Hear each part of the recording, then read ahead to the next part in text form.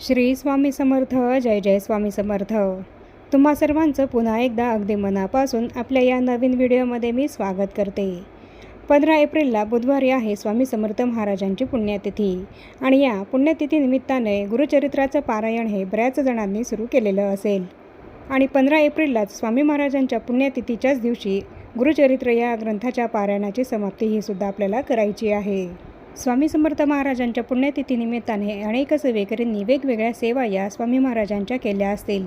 स्वामी समर्थ महाराज या संपूर्ण ब्रह्मांडाचे चालक पालक नायक आहेत. स्वामी समर्थ महाराज परमदयाळू आणि कृपाळू आहेत. स्वामी महाराज आपल्या प्रत्येक भक्तावर सारखीच माया करतात. स्वामी समर्थ महाराजांना अत्यंत प्रिय आहे ती म्हणजे त्यांची सेवा आणि ती सुद्धा निस्वार्थ भक्तिभावाने आणि पूर्ण श्रद्धा ठेवून आणि मन लावून आणि विश्वास ठेवून केलेली सेवा. स्वामी समर्थ महाराजांना असा भक्त अत्यंत प्रिय आहे जो स्वामी समर्थ महाराजांची सेवा ही निस्वार्थपणे आणि पूर्ण विश्वासाने करत असतो. अशा भक्ताला स्वामी समर्थ महाराजांचा अखंड कृपाशीर्वाद हा कायम लाभतो. आपणही स्वामी सेवेकरी आहोत आणि आपण प्रत्येकजण स्वामी समर्थ महाराजांवर अखंड विश्वास हा दृढ विश्वास हा ठेवलेला आहे आणि म्हणून आपण सुद्धा स्वामी महाराजांच्या पुण्यतिथीनिमित्तानं त्यांची सेवाही करत आहोत. पुण्यतिथीनिमित्तानेच नाही तर आपण स्वामी महाराजांची नित्यसेवाही सुद्धा अखंडितपणे करत असतो. जो भक्त स्वामी महाराजांची नित्यसेवा करतो तर त्या भक्ताला स्वामी महाराजांचा अखंड आशीर्वाद लाभतो आणि त्या भक्ताच्या प्रपंचाचा सगळा भार स्वामी समर्थ महाराज स्वतः उचलत असतात. आणि अशा भक्ताच्या आयुष्यामध्ये संकट जरी आली तरीसुद्धा त्या भक्ताला त्या संकटांची झळ स्वामी महाराज कधीही पोचू देत नाही आणि म्हणून पुण्यतिथीनिमित्तानेच नाही तर आपण स्वामी समर्थ महाराजांची नित्यसेवा ही सुद्धा अगदी रोज नित्यनियमानं केली पाहिजे. स्वामी समर्थ महाराजांच्या पुण्यतिथीचा दिवस हा स्वामींना समर्पित आहे. स्वामींच्या पुण्यतिथीनिमित्ताने स्वामी महाराजांच्या केंद्रात मठात गुरुचरित्राचं पारायण, प्रहर सेवा तसंच याग यासारख्या वेगवेगळ्या सेवा या सुरू आहेत. बऱ्याच सेवेकऱ्यांनी स्वामी महाराजांच्या केंद्रामध्ये मठामध्ये गुरुचरित्राचं पारायण हे सुरू केलेलं असेल तर काहींनी घरीच गुरुचरित्राचं पारायण हे सुरू केलेलं असेल. तर स्वामींच्या पुण्यतिथीनिमित्ताने गुरुचरित्राच्या पारायणाची सप्ताहाची सांगता आपल्याला स्वामींच्या पुण्यतिथीच्या दिवशीच करायची आहे. स्वामी महाराजांच्या पुण्यतिथीनिमित्ताने तुमच्याकडून जर या 7 दिवसांच्या काळामध्ये इतर कुठलीच सेवा ही जर झाली नसेल तर स्वामी समर्थ महाराजांच्या पुण्यतिथीच्या दिवशी तुम्ही असा एक नारळ हा इथे अर्पण करायचा आहे जेणेकरून तुम्हाला स्वामी कृपाही लाभेल आणि तुमच्या सर्व इच्छा मनोकामना स्वामींच्या कृपेने पूर्ण होतील. स्वामींच्या पुण्यतिथीला तुम्ही जर असा नारळ स्वामींना अर्पण केला तर यामुळे तुमच्या आयुष्यामध्ये अशक्य गोष्टी यासुद्धा स्वामींच्या कृपेने शक्य होतील. कारण केवळ आणि केवळ स्वामी समर्थ महाराजांनाच अशक्य गोष्टी शक्य करणं शक्य आहे. कारण स्वामी महाराजच या संपूर्ण विश्वाचे मालक आहेत. त्यांच्या इच्छेशिवाय या विश्वातील एकही पान हे हलू शकत नाही आणि म्हणून अशा या ब्रह्मांड नायकाच्या पुण्यतिथीच्या दिवशी त्यांची कृपा प्राप्त करून घेण्यासाठी आपल्याला नारळाचा हा एक अत्यंत प्रभावी उपाय करायचा आहे. असा एक नारळ आपल्याला इथे अर्पण करायचा आहे. स्वामींच्या पुण्यतिथीला हा उपाय केल्याने आपल्याला वर्षभर स्वामींची कृपाही प्राप्त होईल आणि आपल्या आयुष्यामध्ये ज्या काही अडचणी आहेत, संकट आहेत, दुःख आहे, दारिद्र्य आहे तर त्या सर्व समस्या, संकट, दुःख, दारिद्र्य स्वामी महाराजांच्या कृपेने दूर होतील आणि आपल्या नशिबामध्ये जे नाही तेही स्वामी कृपेने आपल्याला प्राप्त होईल. तर आपल्या आजच्या व्हिडिओमध्ये मी तुम्हाला हीच संपूर्ण महत्त्वाची माहिती सांगणार आहे की स्वामींच्या पुण्यतिथीनिमित्त आपल्याला एक नारळ हा कसा कुठे अर्पण करायचा आहे. याला तुम्ही उपाय किंवा सेवासुद्धा म्हणू शकतात. तर ही सेवा किंवा हा उपाय आपल्याला कसा करायचा आहे याबद्दलची संपूर्ण महत्त्वाची माहिती मी तुम्हाला आपल्या या व्हिडिओमध्ये देणार आहे आणि म्हणून ही अत्यंत महत्त्वपूर्ण माहिती जाणून घेण्यासाठी ही सेवा कशी करायची आहे हे जाणून घेण्यासाठी तुम्ही हा व्हिडिओ कुठे स्किप न करता शेवटपर्यंत नक्की बघा. आणि स्वामींच्या पुण्यतिथीनिमित्ताने तुमच्याकडूनही जर कुठलीच सेवा या सप्ताहाच्या काळामध्ये झाली नसेल तर स्वामींच्या पुण्यतिथीला तुम्ही असा एक नारळाचा हा अत्यंत प्रभावी उपाय अवश्य करा. भलेही मग तुम्ही गुरुचरित्राचं पारायण केलं असेल किंवा नसेल किंवा इतर कुठली स्वामी सेवाही केली असेल किंवा नसेल, स्वामीचरित्र सारामृत या ग्रंथाचं पारायण केलं असेल किंवा नसेल तरीसुद्धा तुम्ही असा हा नारळाचा प्रभावी उपाय किंवा सेवा या दिवशी अवश्य करा. स्वामी समर्थ महाराजांची सेवा केल्याने आपल्याला त्यांच्या या सेवेची प्रचिती ही प्रत्येकालाच येत असते. स्वामी सेवेचा अनुभव प्रत्येक स्वामी सेवेकऱ्याला येतोच. असा कुठलाच भक्त नाही की ज्याला स्वामींच्या सेवेची प्रचितीही आली नसेल. स्वामी महाराजांना दिखाव्याची भक्ती ही कधीही प्रिय नाही तर स्वामी महाराजांना अगदी मनापासून आणि पूर्ण श्रद्धा विश्वास ठेवून केलेली भक्ती, निस्वार्थ भक्ती ही अत्यंत प्रिय आहे. आणि म्हणून स्वामींच्या पुण्यतिथी निमित्ताने आपल्याला अगदी 5 मिनिटांची किंवा सेवा होईना स्वामी समर्थ महाराजांची या दिवशी अवश्य करायची आहे आणि तीसुद्धा अगदी मन लावून आणि पूर्ण श्रद्धा आणि विश्वास ठेवूनच. तुम्ही किती वेळ सेवा करतात यापेक्षा तुम्ही ती सेवा कशी करतात यालाच जास्त महत्त्व आहे. किती मन लावून करतात यालाच महत्त्व आहे.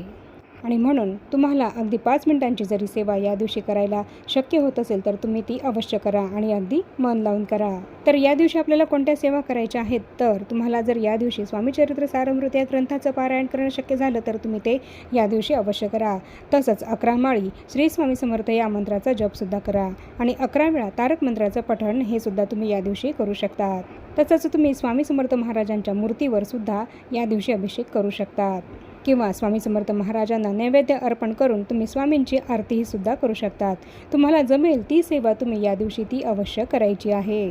कठीण प्रसंगामध्ये आपण केलेली ही सेवाच आपल्या कामी येत असते आणि म्हणूनच आपल्याला सेवा या दिवशी अवश्य करायची आहे.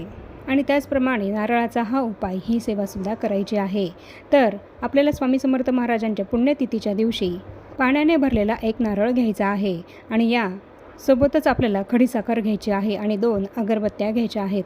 तसंच स्वामी समर्थ महाराजांना अर्पण करण्यासाठी हार किंवा फुलं घ्यायची आहेत. मग तुम्ही स्वामी महाराजांना चाफ्याची फुलंही अत्यंत प्रिय आहेत म्हणून तुम्ही चाफ्याची फुलंही सुद्धा घेऊ शकता. आवर्जून तुम्हाला चाफ्याची फुलंही घ्यायची आहेत आणि मिळाली नाहीच तर मग तुम्ही शेवंतीची पिवळी फुलं किंवा इतर दुसरी कुठली पिवळी फुलंही सुद्धा स्वामी महाराजांना अर्पण करण्यासाठी घ्यायची आहेत.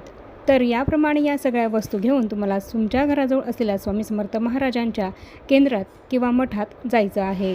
आणि जर तुम्हाला शक्य असेल तर मग तुम्ही या दिवशी स्वामी महाराजांना अर्पण करण्यासाठी पिवळी फळं किंवा पिवळी मिठाई हे सुद्धा घेऊन जाऊ शकतात. तर या सर्व वस्तू घेऊन आपल्याला स्वामी समर्थ महाराजांच्या मठात जायचं आहे आणि तिथे गेल्यानंतर स्वामींपुढे आपल्याला वाकून त्रिवार स्वामींना मुजरा करायचा आहे आणि त्यानंतर स्वामी समर्थ महाराजांना मनोभावे आपल्याला प्रार्थना करायची आहे की हे स्वामी राया, मला तुमच्या सेवेमध्ये यायचं आहे तर तुम्ही मला तुमच्या सेवेमध्ये घ्या आणि माझ्याकडून तुमची सेवा ही तुम्ही जास्तीत जास्त करून घ्या असं तुम्ही स्वामी समर्थ महाराजांना सांगायचं आहे. स्वामींना आपण सांगायचं आहे की स्वामी महाराज तुमची नित्यसेवा ही माझ्याकडनं घडू द्या आणि तुमचा कृपाशीर्वाद हा माझ्यावर माझ्या कुटुंबावर कायम राहू द्या असं आपण स्वामी समर्थ महाराजांना सांगायचं आहे. आणि त्यानंतर आपण आणलेली नारळ, खडीसाखर, फुलं, अगरबत्ती, हार हे सर्व आपण स्वामी समर्थ महाराजांच्या चरणी अर्पण करायचं आहे.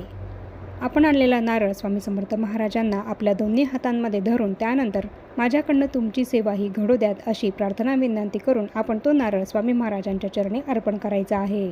माझ्या शेवटच्या श्वासापर्यंत तुमचंच नाव स्वामी समर्थ महाराज माझ्या मुखात असू द्यात असं आपण स्वामी महाराजांना सांगायचं आहे.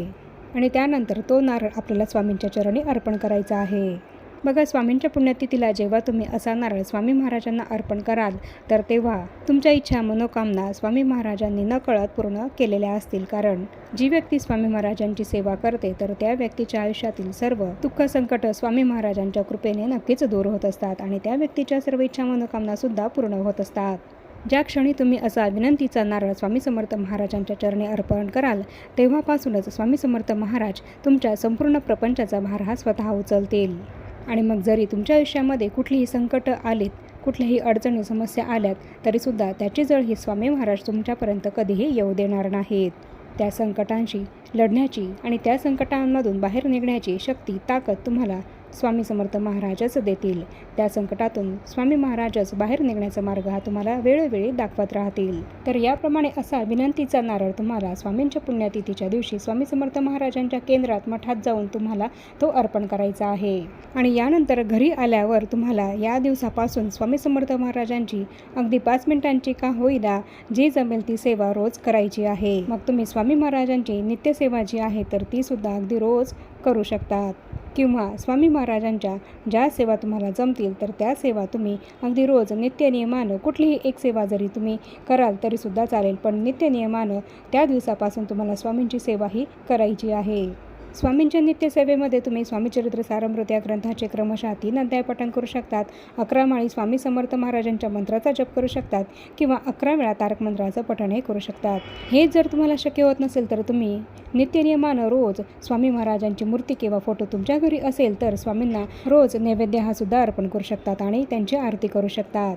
तर याप्रमाणे तुम्हाला जमेल ती सेवा तुम्ही या दिवसापासून स्वामी महाराजांची करायला सुरुवात करायची आहे. तर याप्रमाणे जेव्हा तुम्ही स्वामी महाराजांची सेवा ही पूर्ण श्रद्धा ठेवून आणि विश्वास ठेवून अगदी जमेल ती सेवा 5 मिनिटांची का होईना केलीत तर स्वामी समर्थ महाराजांच्या कृपेने तुमच्या नशिबामध्ये जे नाही तेही तुम्हाला नक्की मिळेल आणि तुमची अगदी कठीणातली कठीण इच्छासुद्धा स्वामींच्या कृपेने नक्की पूर्ण होईल.